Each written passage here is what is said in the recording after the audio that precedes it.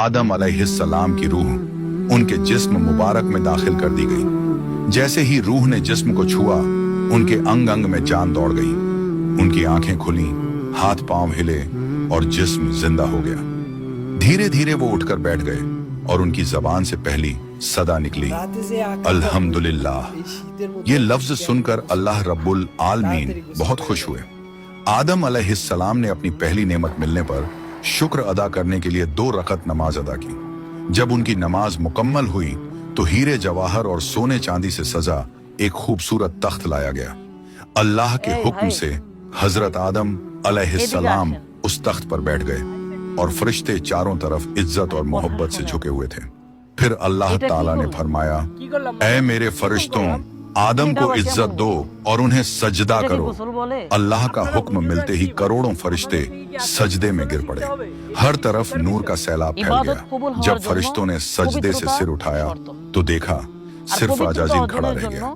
बाकी सब आदम अलैहिस्सलाम को सजदा कर चुके थे, मगर अजाजील के चेहरे पर नफरत और घमंड साफ झलक रहा था।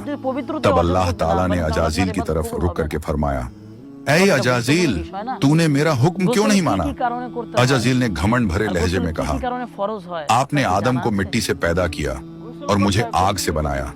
आग की फितरत तो ऊपर उठने की है और मिट्टी की फितरत नीचे गिरने की।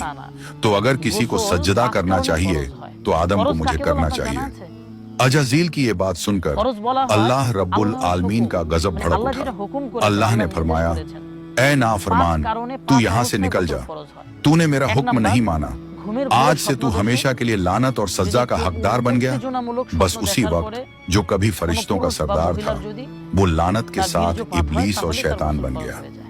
जब उसे जन्नत से निकाला गया तो वो रोने लगा और कहने लगा, ऐ अल्लाह, मैंने कितने अरसे तक तेरी इबादत की है, फरिश्तों को सिखाया है, तेरी खिदमत की है, तो तेरी रहमत से कुछ मांगना चाहता हूँ। मेरी इल्तिजा कबूल कर ले। अल्लाह ताला ने फरमाया, क्या चाहता है तू? शैतान बोला, ऐ मालिक, मुझे कयामत तक की जिंदगी अता कर दीजिए। अल्लाह ने फरमाया, ठीक है, तुझे कयामत तक की जिंदगी दे दी जाएगी।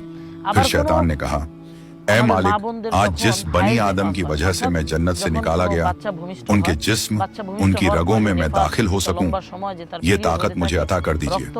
अल्लाह ताला ने फरमाया, तुझे ये ताकत दी जाती है, लेकिन सुन ले, ऐ शैतान, तू मेरे बंदों को धोखा दे सकता है, उन्हें गुनाहों में गिरा सकता है, लेकिन अगर मेरा कोई बंदा तौबा करेगा तो मैं उसके तमाम गुनाह माफ कर दूंगा और मेरे खास बंदों को तू कभी नुकसान नहीं पहुंचा पाएगा। और फिर शैतान को लानत देकर जन्नत से निकाल दिया गया। इसके बाद अल्लाह के हुक्म से हजरत आदम अलैहिस्सलाम का तख्त जन्नतुल फिरदौस में ले जाया गया। वहां आदम अलैहिस्सलाम को पूरी आजादी दी गई कि वो जन्नत की तमाम नेमतों का लुत्फ उठाएं, घूमे फिरें, खाएं पिएं। मगर आदम अलैहिस्सलाम का दिल किसी चीज की तरफ नहीं झुका। वो तन्हा बैठे इबादत करते रहते। उनके चेहरे पर एक गहरी उदासी थी।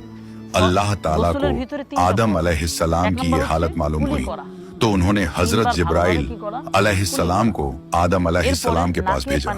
जिब्राइल अलैहिस्सलाम उनके पास तशरीफ लाए और मुस्कुराकर बोले, ऐ आदम, जन्नत तुम्हें कैसी लग रही है? इस पर हजरत आदम अलैहिस्सलाम ने जवाब दिया, ऐ जिब्राइल,